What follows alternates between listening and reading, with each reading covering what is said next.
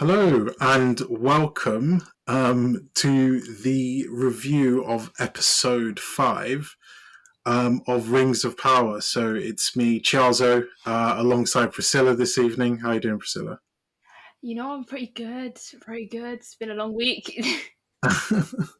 It has been, it has been. But no, finally at the end, the Rings of Power to finish. So, usual questions. What is your immediate reaction to the latest episode? This was so much better than whatever that Yes. was last week. F- I fam, was so relieved. I'm relieved. No, I'm relieved that you agree because we would have had to fight, basically, if you didn't agree.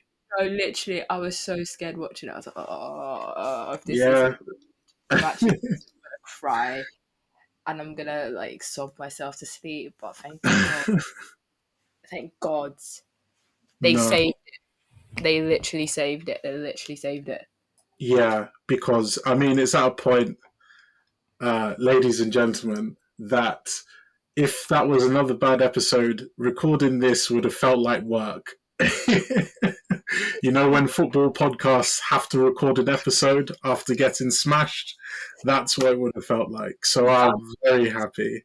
Plus, I did so much admin today. I was like, if this episode is crap after the amount of admin I did today, me and the Rings of Power showrunners were gonna go pa pa pa pa pa pa. Pa. There's gonna be, there's gonna be fighting here because I can't do it again. What they put me through Yeah. last week was torture. Yeah, no, exactly. And I think the thing about it is what must be frustrating for the producers, or at least potentially for the producers, is that all of this is done and it's been released. So it's not like an episode of EastEnders where like there's a bad reaction to the show and they have to like maybe like re-record stuff or stuff like that, or like that last week's episode didn't hit and they have to record again, that sort of thing. So yeah, I was really relieved. Sorry, I think that was the best episode so far. I think I can say, Yeah, yeah, it yeah, was. yeah, I think so too. Thinking about it as well. So um, now the only disadvantage of it being a really good episode is that it's going to be a bit difficult to follow our normal structure of the three main places because I don't we should have I should have looked at the credits just to see if we had a different director for this episode because the feel of this episode was so different. I really really enjoyed it, but we'll try to follow the structure as best as possible, and obviously getting your opinions along the way. I mean, we've got the opening sequence. We didn't see the Harfoots in last week's episode, so I think it was only right that this episode opened up with them seeing how they're getting along with the stranger, helping them to migrate, and we sort of see Nori teaching the stranger how to speak because apparently the stranger cannot speak. How did you feel? What were your feelings towards the stranger in that moment? You know what?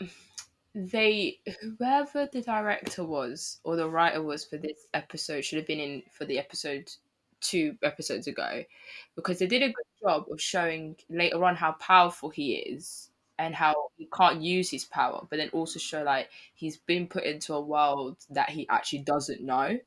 And it was actually kind of nice to see him sort of learn from Nori, because there's obviously Nori's going to completely benefit from him, obviously from having this extreme amount of power. But there was something quite humane seeing him. Like he obviously knew some things in common tongue in English, but seeing him learn things and pick up things along the way, I didn't mind that. I That's the element of that I don't mind, because I don't mind two characters learning different things from each other and understanding each other. And it was quite nice because you actually got to see their relationship and the character building, and those are the little moments that I've always loved about like Tolkien stuff, because you get to see two characters from two completely different worlds sort of getting along, and you can see that he completely relies on her. He completely trusts her.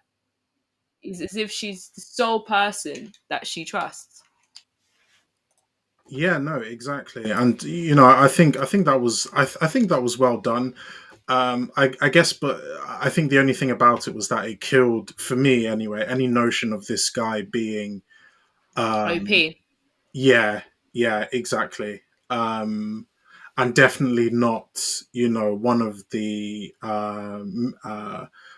wizards or Sauron or someone like that. I mean, I think them sitting there and basically teaching this guy how to speak English, and him saying, "Oh, am I peril? Am I danger?" That sort of stuff, which I thought was a good, it was a good foreshadowing from them. But at the same time, I think kills any notion of this guy, being, um, whoever the theories are saying. There's no chance this person's Gandalf now. I think that scene has completely killed that. Which Yeah, Gandalf, the Shakespearean thespian. No, yeah,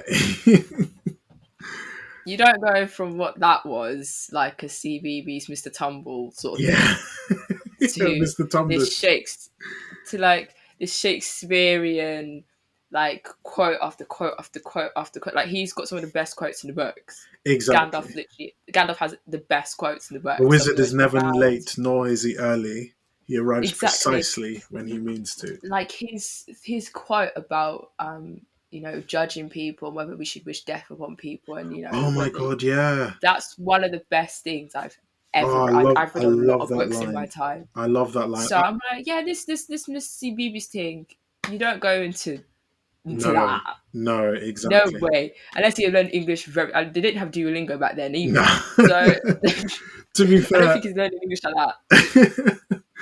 to be fair, that might have been what Gandalf ended up like if he kept on smoking, the halflings leaves and stuff.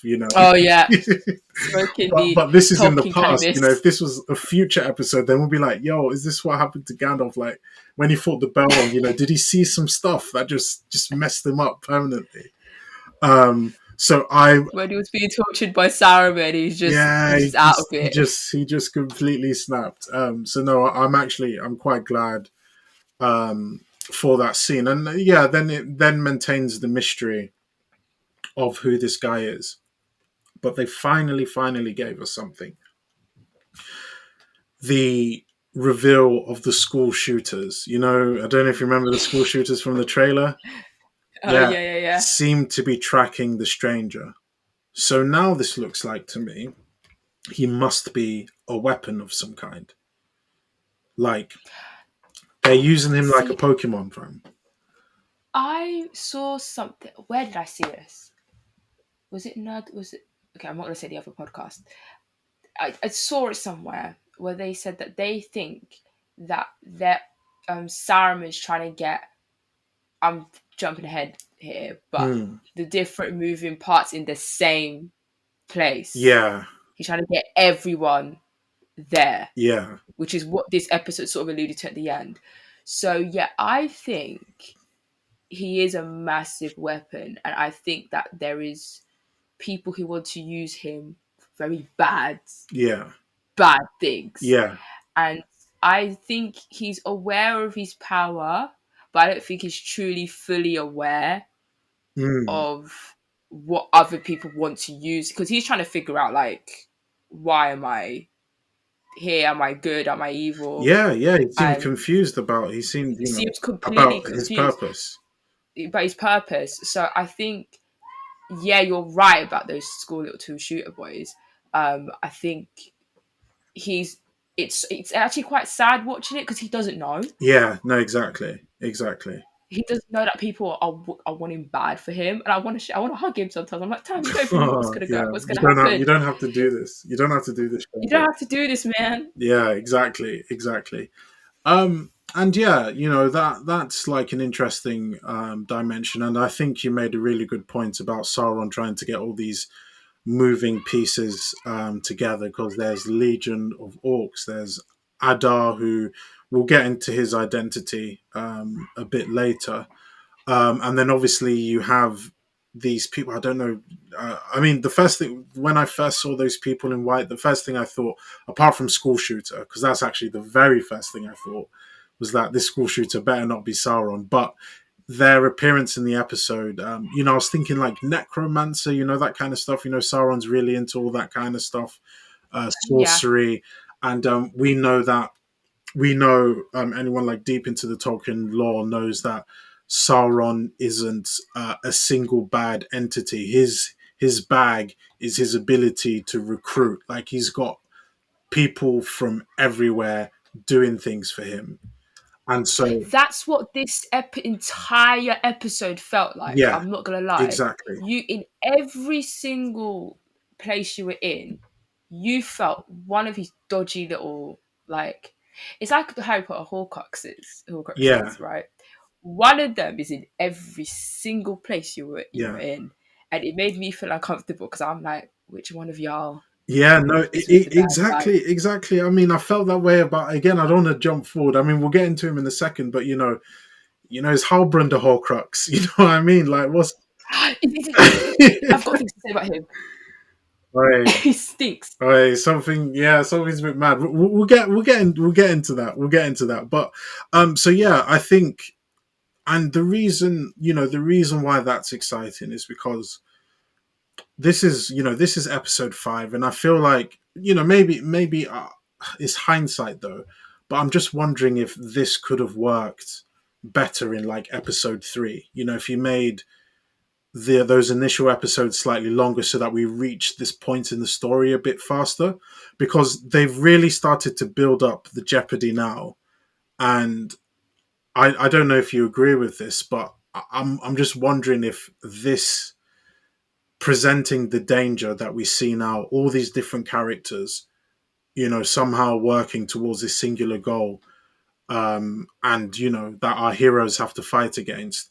I don't know if they should have presented the threat earlier, and I say that because I really feel that they lost a lot of fans after episode 4, because that was halfway, and we weren't getting what we needed at that point. Well, you and I I are just here think so we don't get fined. Like other fans, I don't know. But go on. because I think if they just built the story a little bit better in the last episode, I think them showing the threat now is fine. Because I think Mm, their whole point, and I when I saw this episode, I got what they were trying to do the first 4 episodes. okay. They were trying to establish relationships with the fans and the characters first. Okay. So you've now attached us, for example, like Aaron Deer, that's my boy. Yeah. Completely love him. Brownwind, Theon, Galadriel, she's always been my guy anyways, so that's beside the point. Elrond, Durin, like all these characters, I think they were trying to get the fans to they were trying to build stuff up. You form a relationship with those characters, and now you're going, okay, here you go. This is the threat. Mm, And I think it works for 80% of it because 80% of it was developed well. hmm. So Galadriel, I was like, oh my gosh, oh my gosh, oh my gosh, oh my gosh, here we go, here we go. Like it's like for Richard and Rano, here we go. Yeah, yeah, Like yeah, yeah. the contract's been signed. And then with Arondir and Brownwyn and Theon and the separation between the men and the elves, that was huge because we saw that being built up for about 4 Yeah, episodes. okay. Then you had like Elrond lying to Gil-galad and Mm, trying to keep his oath to Durin. Like some of those things were done well. I think where it flopped and where they won me back was Ilsador. If Isildur's won, right, if that development was the same in this episode as last episode, yeah. it would have been perfect. I would not say the Scooby Doo because I don't mind the threat being shown now because it means you've got about 3 episodes, I think. Mm, Yeah, 3 episodes to read. Like, we know we're going to get a huge battle sequence scene at some yeah. point. It's And certainly a now I preview, know by that, the way, anyway. yeah, we've told by the preview. Yeah. So now I'm like, oh, the stakes are high now. So I think what episode 4, where they flopped, was that the story development of probably one of the most important characters in the lore was done so shoddily Yeah. that it annoyed me when I watched this episode. I thought, why wasn't this last week? Yeah. Yeah.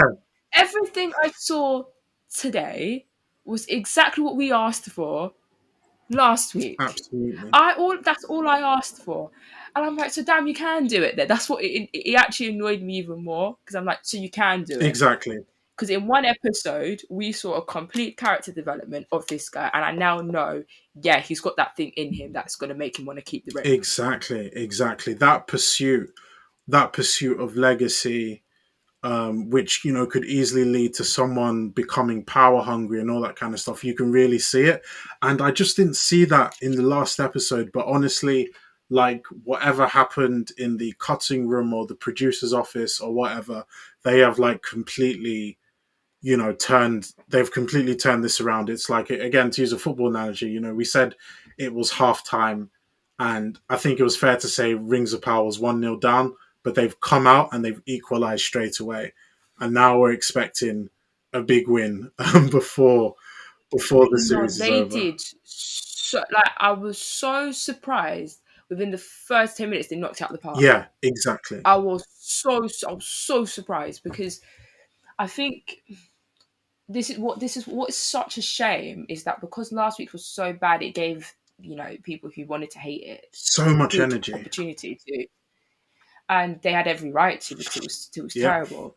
So it's such a shame because I'm like, oh, this episode was so. This is Lord of the Rings. This is like Tolkien stuff. It, This is it what really we felt that way, wanted. honestly. So I was like, damn, like if you guys just nailed last week's episode, this could have been like now if the next and like, it probably will the next three episodes are probably gonna Yeah. slap now. If the next three episodes slap, it will automatically always be capped at 7.5 because episode 4 was that Yeah. bad. It could have been a 9. It could have been a 9, could have been an 8. A 9 is quite high. It could have been an 8, a solid 8.5, and I would have been cool. But now it's never going to be higher than a 7.5 because episode 4 was just so shoddy. So yeah, you're right. I think it just made me look at episode 4 halfway through the show, and I'm looking at your cousin's House of the Dragon, and I'm look at what they're doing. Hmm. Hmm. They ain't getting as much money as you do, but they're working. What's what Kim said? They're working. Like Yeah, no, the they're writers are working. writing. Do you know what I mean?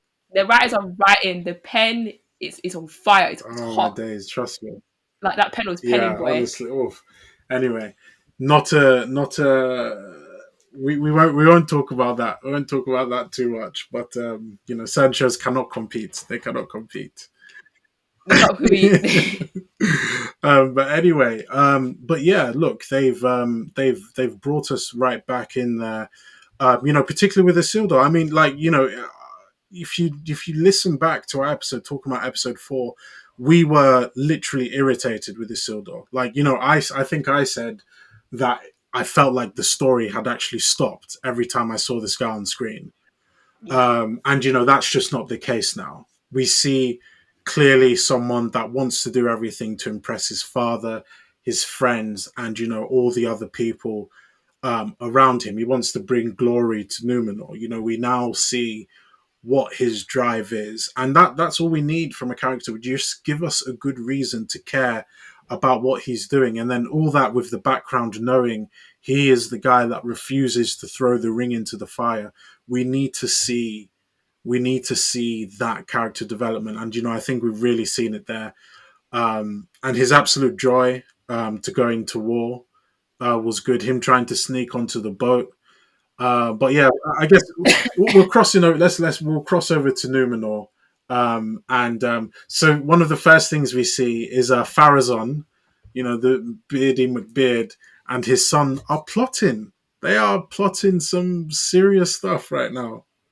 Uh, that That son is dodgy. mm, yeah, He stinks. the original Worm Tongue. They're probably related. No, honestly, he stinks. And anyway, we see Beardy McBeard and his son plotting, and like giving their own reasons for like supporting this expedition to Middle Earth, because they're like, we get in there and we can get these lesser men to pay us tribute. We can get all their trade routes because they will owe us. It's a bit like is it political to say it's a bit like America? We'll go liberate somewhere and then we just own all their shit, because that's Yeah, that's it's given basically Christopher that is Columbus. basically what he was saying. Yeah, exactly. And not not only that, to make it even more American, he's talking about installing a king, which I'm sure he meant Halbrand at the time, to look over them for Oh, him and make it's sure they get giving all this modern tribute and day all that kind of America. stuff Like if for we go back, rescuing them. like their little puppet stage, yeah, it was given that. Yeah, that's it. Yeah, puppet states, the normal leaders taken out, they install their own leader and somehow siphon off the Exactly. natural resources. uh, but yeah, look, it's a classic idea as old as Middle Earth, apparently. Because I don't know if Tolkien wrote that before the Cold War happened. So, I mean, then They were again, doing this it is based anyways. on Like appendices. when Maybe he didn't. Britain was doing up tour, Yeah, yeah, world no, you're tour, right. colonizing here, there, everywhere, not Yeah, taking any of the spices when they were colonizing. But that's besides yeah, the point. Um, they were instituting their own little man. puppet governments and stuff whilst they were colonizing. So yeah, yeah, tell us all the So time. yeah, yeah. So yeah, we know not to trust. We know not to trust that guy, for sure. They've got their own ambitions, and then we've got Galadriel, whose head has somehow gotten even stronger. I don't know how that was possible, but it's gotten even stronger. And this is the first time I'm like, do you know what? I'm kind of buying in. I'm No, kind I'm of on that buying side. into the character The now, entire episode, yeah. and Anyone who was trying to chat to her on a level that was not respect, I'm like, you need to shut your mouth, man. Like, she's right. Like, I don't care if she sounds like a yeah, raging lunatic right now, but she will win. She'll win. She won't win the battle, but she'll win the war in the end. Yeah, because she had no, how no, like when he said, absolutely. "Oh, like you manipulated me," because you manipulated her. Are you crazy? Yeah, The game's the game, it's man. the game is the game. Because sometimes you've got to accept it, man. So, You like the can't be pressure was mad. getting worse for him, and good, and good. That's what you deserve. Who told you to betray her? Like who told you to? Mm. Like, like, oh, I don't know, but like, but this is. I'm liking the character. I'm really liking the character now. And she's doing what she has to. I mean, I guess like Halbrand, helped us maybe as viewers to like maybe try and reel her, or maybe try and like make her think about where her madness or obsession is like leading her, to show a flaw in the character. But you know what? Like at the end of the day, she has to have her reason for acting the way she does, and I think that particular scene with Halbrand was just like a small nudge to the audience that remember her brother's dead and she was betrayed by her team in episode 1, and she's going to stop at nothing until she has her revenge, against Sauron and all his servants. So it was a good reminder, and then obviously, and another good reminder was showing us, how skillful of a Cool. warrior she was, and that scene with the swords. That was great. That was great. That was no one's gonna have a problem with well choreographed fight scenes. I liked it. She was a bad bee, queen shit. I enjoyed it. I enjoyed it, and she looked. I have to say, she looked very hot while she was doing it as well. Just put that out there. Not the milkmaid allegations of hitting you. Oh, I hey, can't you talk. can't I even didn't say. talk, I didn't fam. say You nothing can't about even no one. talk. You're See, I becoming didn't in say big nothing trouble. about no one in this episode. I behaved myself this time.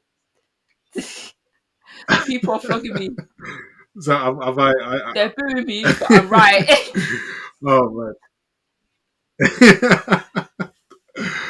oh man. Oh man. But look, I was really happy with it.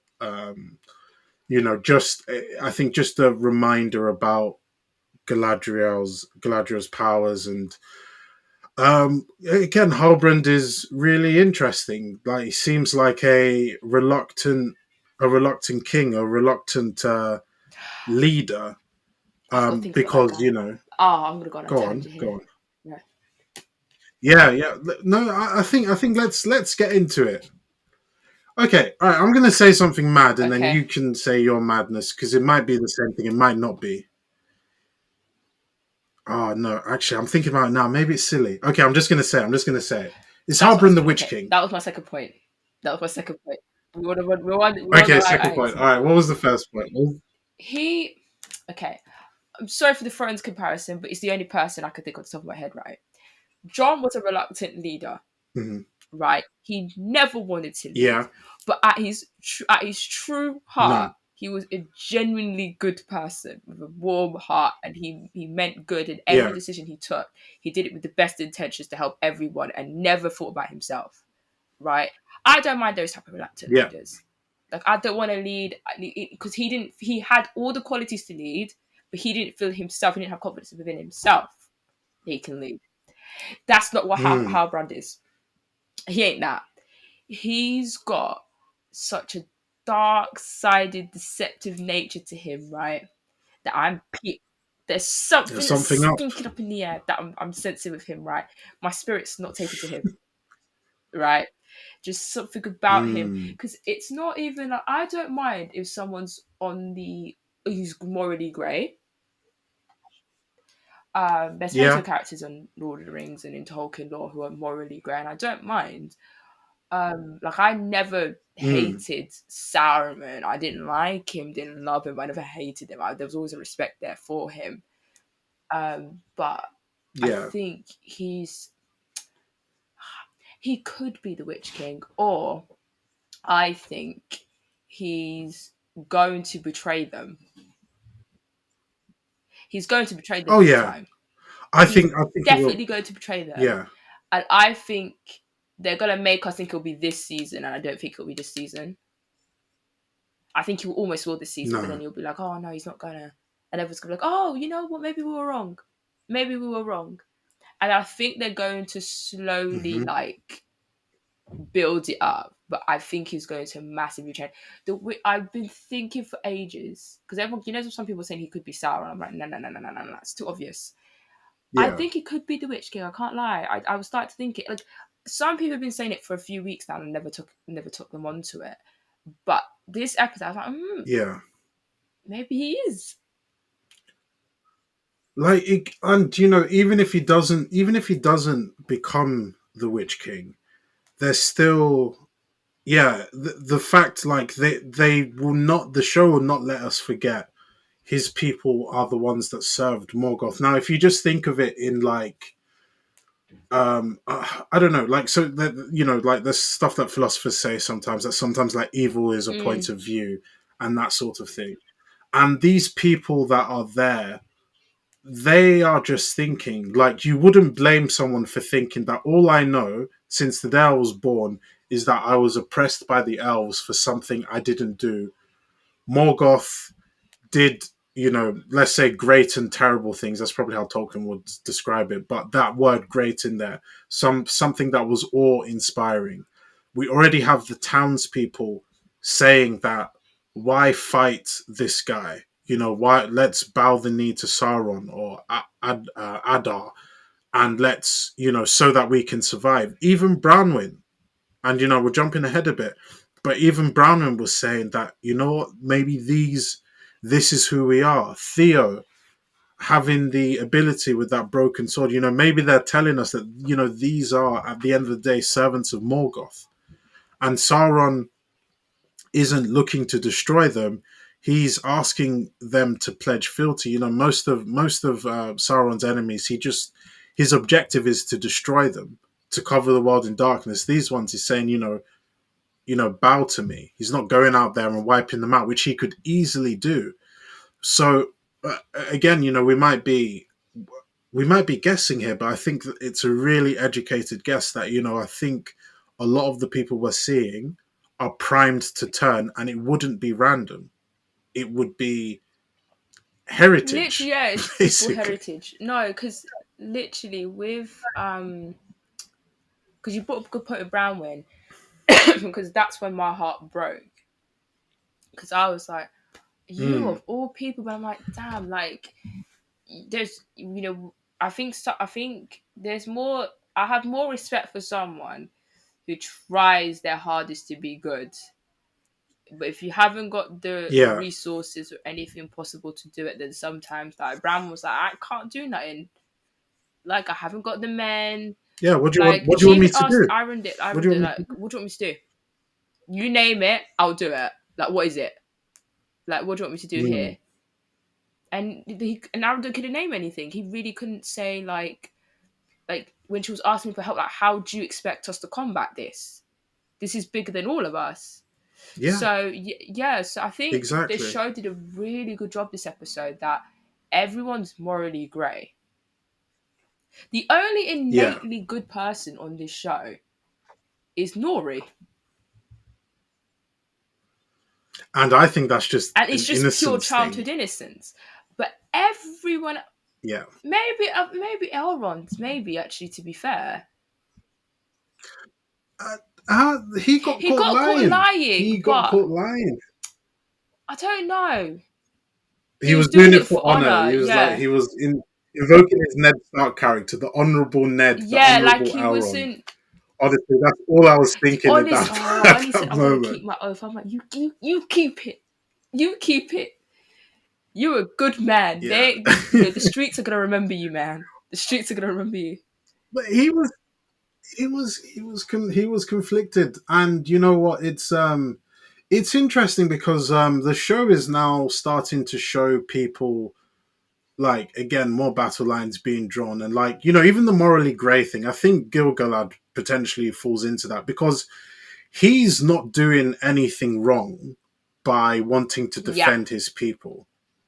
You know, just like Boromir once said, I ask only for the strength to yeah, defend my people. But going the about it completely wrong way.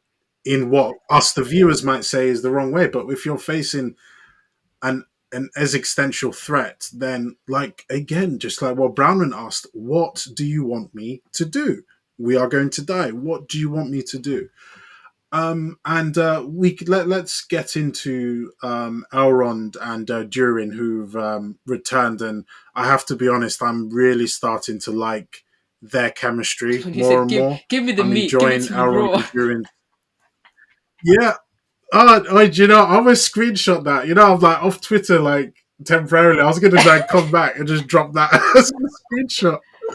Yeah, I was like, I was like, what is going on? I was like, you man should jump on this show. It's getting wild, bro. No, because their chemistry, it was giving Legolas and Gimli. It Yeah, reminded me so much. exactly. Like, I think what I loved about those scenes, And they're give us giving us memes as memes, well, you know. gave us content for a good week for us. But what I loved about Elrond this week was this is a man. You see when men listen and take accountability. After that one conversation he had with Prince Durin, and Prince Durin said, like, I Yeah, know you want the thing I've got in the cave, but like we can't be doing that. Like we can't, right? And I want, yeah, if you're gonna come with me, I want this to be a purely friendship thing. Like you're here because you actually care about me and you care about us, etc., etc. And I want you to, if you're gonna yeah, do this, you're for me, right? And Elrod actually took everything Dorian said that episode and he rode with it. Even hmm, when Gilgalad was giving him very good point, like he was giving him tea, like look at the tree's dying, and he's yeah, like, I've got to keep my oath. And then I think watching him, it could be annoying for some people, but no, I actually appreciate the character development because 2 episodes ago he probably would have not done that. He probably would have said, okay, they're doing this, hmm, this, and this, and this over there. Let's go and get it. Whereas now, I think he's formed a close bond with him. Obviously, the journey to going back home and stuff. He's formed such an attachment and a close friendship with Durin that he doesn't want to break that oath, and he treasures that friendship. And I think it says a lot about yeah, Durin because he's developed as well as a character. Because the only thing he wanted to hear is to say that I'm the only person who can save the elves. And a few episodes yeah. ago, he would have not said that.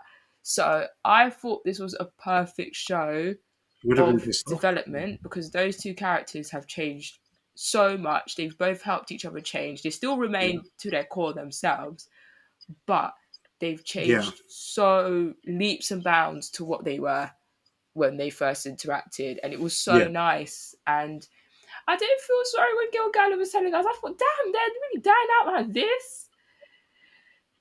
Yeah, yeah. I thought so. What was interesting for me? Now I don't know if this is part of the law. I have never ever heard that mithril was something that could prevent darkness from spreading. I was thinking that, oh, is this the catalyst? Is this the reason? I mean, because we know that the elvish light fades anyway because Sauron doesn't die. His darkness is still everywhere. So the elves always were going to leave Middle Earth anyway. But I mean, I don't know, like I don't think it's a spoiler to even like talk about this, but is it was that the original use of Mithril? I just thought it's like impenetrable armor. I didn't know there was this secondary use that it would stop um darkness from spreading. I don't know if that's like an original idea from the showrunners because I've never heard Yeah, that. because I don't yeah, because have a problem with it. I was trying to remember if I could remember this because I was watching it and then I was trying to like um what do you call it? Trying to remember if I recall this, but I feel like they retconned it. Ah, I feel like they okay. retconned it a little bit because I don't remember. Yeah, and like I mean, I've not even heard like a slither of that ever, and it's not a problem because I think it's so if we like consider like what we know from the Peter Jackson movies, and shout out Christopher Lee for his performance of Saruman, just the best thing ever. But when he's sitting in that smoky room and saying the dwarves delved too greedily and too deep, you know what they awoke in the darkness of Khazar Doom, Shadow, and Flame. And we know that Balrogs are going to make an appearance in this. And the fact that Gil-galad said that if we don't get this Mithril, we're gone by spring. He didn't say 3,000 years later when the War of the You Ring said by happens. spring. He said next spring, which means presumably Prince Durin is going to find a way to convince his father. That's going to be a whole thing. Blah blah blah. We get through that. We know that they're going to dig for more Mithril, but that's how they unleash Balrogs on Khazad-dûm. And I think it's a way of showrunners maybe speeding up that particular event. Again, gun to my head, I can't tell you exactly how Khazad-dûm fell, but we do know that it was to do with the Balrogs, and I think it's more palatable as a TV show to be like, well, they actually dug for more Mithril, not because like they're greedy bastards. They were just trying to save the Yeah, elves I and trying to think get as much as possible. I I think think that's that's where what they're it's trying to do. leading. I think they want because the retconning of this was very interesting. Because I remember listening, I was watching it and I was like for those who have not watching it, I paused. But I was watching Mm. it. I was like, wait, I don't recall this happening in the law. Then I was proper watching. I'm like, no, that's not how Mithril works. But I think they just want a better way to, because it's not that big of a deal in the law of Mithril generally. Obviously, Baggins' shirt and all that sort of stuff in the original trilogy. But Mm. it's not like this huge thing. You know what I mean? So I think they were trying to sort of expand upon something from the original lore Yeah, and give it somewhat of a backstory here that can also try and retcon other bits, like what you were just talking about Castle Doom and stuff. So I think that's basically what they yeah, were trying to do. Because I was really sitting there and I'm like, wait, am I going? I was like, I don't remember this. Then I was gaslighting yeah. myself, saying no. Then I was like, let me look back on my like saved because obviously like I've got second age stuff saved on my phone. I looked, I went, yeah, Yeah. it's not there. So I knew I was right because I probably thought I was Mm. gaslighting myself, thinking I was going crazy. But yeah, I think you're completely right. I think they're trying to make it palatable, Mm. trying to speed things up because that whole thing would be an entire series within itself. To be quite honest. So I think Exactly. I don't think we want to see dwarves slowly. We want to see some action. We want to see a threat.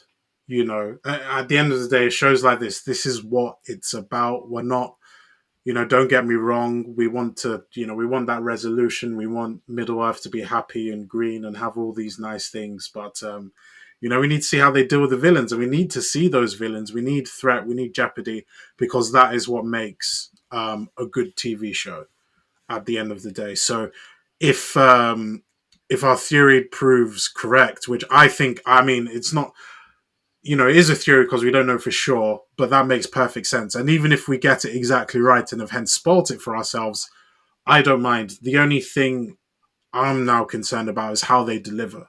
These Balrogs need to be badass. Like, how do people that are not Gandalf defend themselves against the Balrog, for Yeah, I need to be example? scared. That's yeah, exactly, exactly. I want to see like how the hell does any of this happen? They're going to change the way King Durin dies, for example. Is it the Balrog? Like we're gonna see some stuff for sure because the fact that they put a timeline on it, they said next spring, no 3,000 year thing.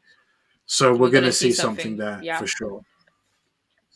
So yeah, again, really exciting. This is just what I mean about this episode being so good because demonstrating that threat while still, like I'll just go back over very quickly. There was some whimsical talking moments in this episode as well. How Durin stole that table was the best thing ever. Making up a story about a lot, honestly. Like I see Gimli smiling from heaven. Well, I mean future or whatever because he's not born yet. But you know what I mean. Like that that was great. I really loved that, and that makes me more attached to the character. You know, make sure you tell Disa it was from me. Like all that. I love it. It was it was really good. It was really good. So yeah, really good job with Elrond and Durin, definitely. Because again, I think that's something that if they didn't handle it right, it could have gone wrong. Because it reminds us of Gimli and Legolas without them being Legolas and Gimli. And Do they you know what I weren't mean? And I trying think to be like them either, yeah, they which weren't was forcing it. like Elrond was nowhere near like Legolas. He wasn't given that energy at all. Like he genuinely No, liked not at all. Durin. Like they Yeah, were exactly. genuinely like, I like you. Sorry, I think someone just Yeah. cheered because of England. Um, but Oh, like, yeah, that's fine. I'm sure they can leave that in. That's yeah. cool. But literally, like, I just lost my train of thought now. Oh no, yeah, but I think you could properly tell that they completely like each other, and it really Yeah, reminded me of Gimli and Legolas without them trying. Because I think sometimes with these shows, when you're doing a show after such a big show, or after a big movie, it's very easy to fall into the trap of making the characters similar to the ones that happened previously. Whereas this is a good yeah, I want future directors, whoever are trying to do shows and movies based on popular IP, this is basically how you do it with these two characters. yeah. You remind me of something I've watched or read before, but you're not those characters. They're nothing Exactly. like Gimli and Legolas at all. They're two completely separate identities, but it was all whimsical, little busting jokes. I was laughing. I was having a good time. I forgot the threat was even there until Yeah, exactly. Gil Galad had the talk. I thought, oh damn, yeah, yeah, it's Yeah, peak. yeah. Man. So yeah, look, yeah, really, really well done. I think they deserve to be commended for that. And so it always seems we finish here, but we travel again to the Southlands. And just to quickly finish off Númenór, so we now know that they're setting sail. Halbrand is on his way to the Southlands, so we're going to see what happens there. But let's go straight to the Southlands and talk about Brexit Wahlberg. Hey yo, Brexit, bend the knee, lick that boot, Wahlberg. hey yo, do you know who right? Oh nah. He was giving Mr. Burns. Like Oh, I actually needed mate. him. I Oh, needed no. stand up, stand up, stand. I actually Yeah. needed him to stand up. I mean, deadly serious. You couldn't even fake it for 5 minutes. For 5 minutes, you couldn't fake it Oh, and pretend. oh, mate. He goes straight onto it, like, let's all go and get Theo. I'm like, stop calling my son. Yeah, I was like, Theo, let's go. I'm I'm like, like, I'm, leave I'm not me. your I was dad. like, Like, what? leave my son alone. Let him stay with his mom. Like, what's wrong with you? Nah, you know Ah, what? that It was. was giving Trump rally. It was giving like Boris Johnson campaign. It was too much. It was too. I was looking Yeah. at him and I thought, so you can't even pretend to be good. Do you know one thing about this show that they're doing, I think, quite well is the races in this universe, they really, really don't like each other. Oh, they hate each Like other. overall. Like all they like, Númenór, all you have to say is the elf, that our Queen Regent is taking orders from an elf and everyone's up in arms. The same thing. You've got the men in the Southlands, the same thing. They don't want to listen to Arondir because he's an elf. There's obvious distrust between the side characters, between the dwarves and the elves there as well. So there's a lot of that going on, and I think they do it. I think they do it quite well. I mean, it's a healthy conflict. I don't think it's necessarily toxic, and they're not like No, borrowing things they're from. really not. They're doing it very well because I can sense why they distrust them. Because I think Yeah. with Wardrick, it's the sense of basically you've got a guilt complex, you're feeling guilty, you know Aaron there, and everyone can see through you, and you feel Hmm. guilty about that. You know that you want to be on the winning side. If you think the winning side is with Sauron, you were wrong. Hmm. Um, and well, was he wrong? And then I think yeah, they do a good job because I think with the elves, they do a good job of showing why it's possible to hate the elves Yeah. because they show that they're very pompous and they don't listen and they're a bit up in They their think own they're better heads. They than think they're better than everyone. everyone. But then you get elves like Elrond and Gil-galad, and you're like, oh, they're not all that bad. Even Galadriel, to be honest, they're not all that bad. Like Yeah. they're not coming from, and I think they do a good job of showing the flaws and good sides to all the characters, and you can understand why the elves will distrust the men, and why the men distrust the elves, and why the guys in Númenór have the distrust of elves, and why the elves also have a distrust of the guys. Like you could also actually sort of see the pros and cons of everyone, and it's like what you said. Hmm. It's a healthy distrust. It's not a toxic one, and Yeah. you can and some a distrust like that, and what made it so it was rooted in reality. Like, why are you all of a sudden going to listen? Why is everyone going to listen to Aaron? Like, let's be for real. Let's be for real. Like, some people are going to be like, I'm going to take the easy way out, which is just to go back with Sauron and Yeah. take the offer because it's the easiest option. It saves you the fight. You don't have to get involved, and I think the choice that You Brown get to you get to live. That's live. what they're offering. Like you You get get to to live. live. Brownwin's decision and Theo's, etc., is the more difficult decision. And not Yeah. everyone is going to do it. And I think they did a really, really good job of striking the balance of you seeing exactly why everyone distrusts each other and why how it leads to people's decision making. But at the same time, I think they did a good job of, I think them showing all the characters contemplating, why did I make this decision? Like, was this actually the right Hmm. decision? Should I just gone to live?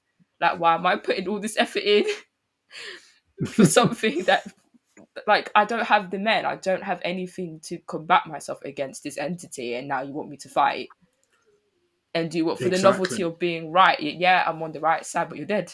Yeah, like I mean, these people, like even if you talk about that novelty, these are just people in some town. It's not like some song is going to be sung about them, or they're Exactly. if they say, okay, we'll resist Sauron, it's like how they're all standing there in their rags. They don't have weapons. Like Arondir is literally the only warrior there. Like like what do like I'm not gonna lie. Like if I'm in my hometown, I have no military training. We have no military presence of any kind, and an army marches in. Am I brave for running up to that army saying, we don't accept this, and then I die? Like, what's No, the point? you're not. You're like, Yeah. in fact, you're stupid. Like, like so. But I do like that they're building up that conflict. I really do, and I think they're handling this quite well. Now, one part of the Southlands that stood out to me was Adar's reaction to being called Sauron. Oh Now, I don't know if it's the writers teasing us there as well, because Brexit Wahlberg was like, wait, like, he's like, I'm bowing the knee to you, all that kind of stuff. And then he was like, I pledge allegiance to Sauron. And I'm like, oh my God, it's him, they've confirmed. And then Adar gets angry, and then he's like, "Wait, aren't you Sauron? I'm asking the same thing." So, like, what did you think about that? Because That I was mean, I thought that was very, amazing. very interesting. That was, Yeah. I was watching that and I thought, well, aren't you? And then when the way he reacted, okay, I was trying so hard. I was like, don't psychoanalyze this. Don't psychoanalyze this. Just watch this head empty, no thoughts. But then I kept psychoanalyzing Mm, him because I kept thinking, it's one of two things. It's either you want the power Sauron has, and someone calling you that bothers you to the nth degree, or yeah. you're being put in a position where you have to be subservient to Sauron and you don't want to be, but you have to be because it's the Yeah. status quo.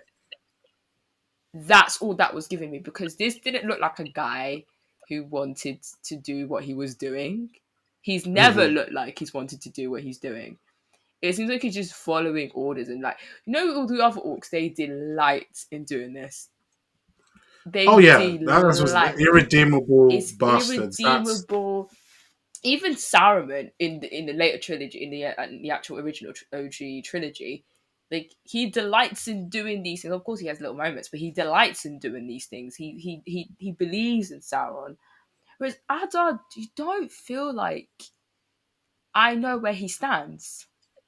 yeah. He's He very strikes me ambiguous. as yeah. He strikes me as someone that I mean, he's obviously evil. I mean, look at what he makes him do to pledge his allegiance, Yeah, making him strike down that kid. But he really took offense to being called Sauron. So like maybe he has his own ideas, and we see what the conflict is. I mean, it's a bit like how the Sith Lords behave, where yes. like they're subservient to someone, but they are always angry about it, and they will kill their master as soon as they Do you become know what this powerful enough. reminds me of? Right. Do you remember the Obi-Wan Kenobi show Yeah, and the way that Reva was pissed? Like she yeah, was pissed, and then obviously she killed him. Well, she didn't kill him; he came back. yeah, Um, yeah, but like it's sort of it's similar to maybe the relationship that Palpatine has with Vader, where yeah, when Vader's basically yeah, Arda did actually. There we go. Arda reminded me so much of Vader, like Empire mm, Strikes Back in those sort of comics era Vader, yeah, because Vader at that point, even when he was destroying everything and he was on his own, looking like a burnt Dorito in that oven that he called a soup, that had a cooler system in it. But like he was doing those things because he had to do those things.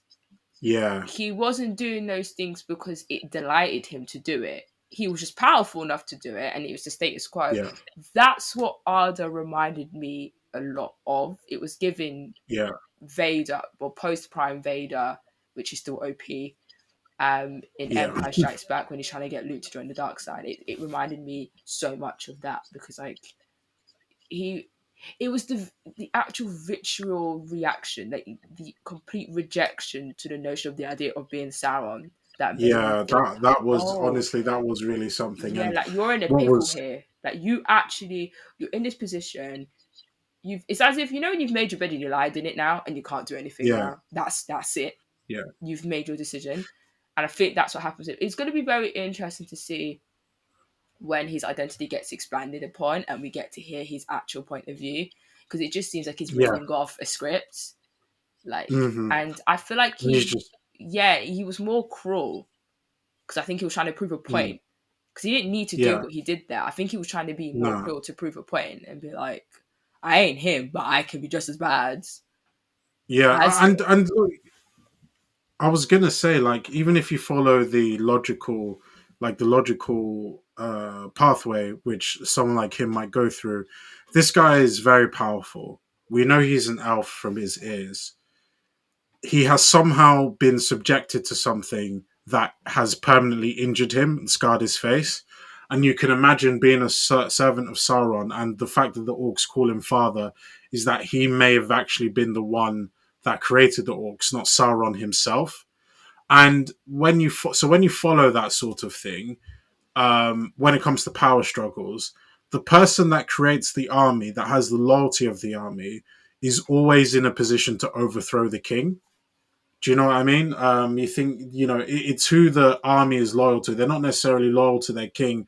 They're loyal to their um, direct commander, Yeah. and that might be the position that Adar is Arthur's in. going to be in. And yeah, and given the fact that he has those grievous injuries, it stands to reason that maybe he was tortured somehow into creating this process that made the orcs. And I think because he has command of, because those orcs are Sauron's legions, those are the generic NPC villains in Sauron's world. And I think the fact that he commands them, or certainly has that loyalty, which the show has taken pains to display to us, might mean that he wants to be a little bit naughty. So really, really interesting. So just to kind of summarize everything, we have this was an episode for Sauron's servants. We have the people in white robes. I think it's fair to say now the stranger is some kind of weapon. We have Halbrand. We don't know what his objective is, but we know he's heading back to Middle Earth with Galadriel and the rest of them. And we have Adar in the Southlands as well. Really, really good setup. What is your rating for that episode? 8.5. Yeah, Eight and a yeah, half. It was very, very good. We just thank God that the Ilsador storyline. Oh, yeah. like I Honestly, was actually speaking of Ilsador, actually, him saving that guy off the boat and keeping Pym about the yeah, reason why the guy was on the boat. Go. Um, and actually, like, I think when I got to this episode, I learned more about everyone. I'm mhm, so excited for where things are gonna go now. Like everyone's now going to Middle Earth. Like we're all going to one destination. We're gonna see different characters now interacting. Characters we've seen separated for ages are now going to be joining you're up gonna, soon at some point. So that's gonna be yeah, really exciting. So and I think I don't know who the director of this episode is. You were right. I wish I watched the credits, but they did a really good job because every single storyline had the same level of importance as the other. Not one was given more weight than the other. Everyone was on the yeah, same level, exactly, and I rooted for everyone in their own little exactly. ways. So yeah, I'll give it an 8.5. Actually, let me give it a 9. I enjoyed it. I'm gonna rewatch that one. Yeah, no, literally, that's the first episode that is like, yeah, we might even like go back. I mean, the fact we didn't even really touch on the fact that I mean, we had a theory about Balrogs coming into play, but they actually teased what they look like in this show. So all of this is really exciting. This is what we watch Lord of the Rings for. So at least our faith has been rewarded. So I'm still a little bit bitter that it has taken this long for it to get here. So I'm going to be a hater and rate it an 8.2. But I really did love the episode, okay? But yeah, 8.2 for me, 9 from Priscilla. So thanks for watching or listening, rather, unless you did watch us on YouTube and saw our wonderful faces. Thank you for that. So don't forget, you can follow us, and I need to get this right this time. Popcorn for underscore. Wait, I've messed up again. Popcorn for dinner underscore pod on all platforms. Priscilla, stop laughing at me. I will get it right. Anyway, they're going to put in all the outro tune here, so it's going to sound really cool. And we are out. Thanks for listening. Bye.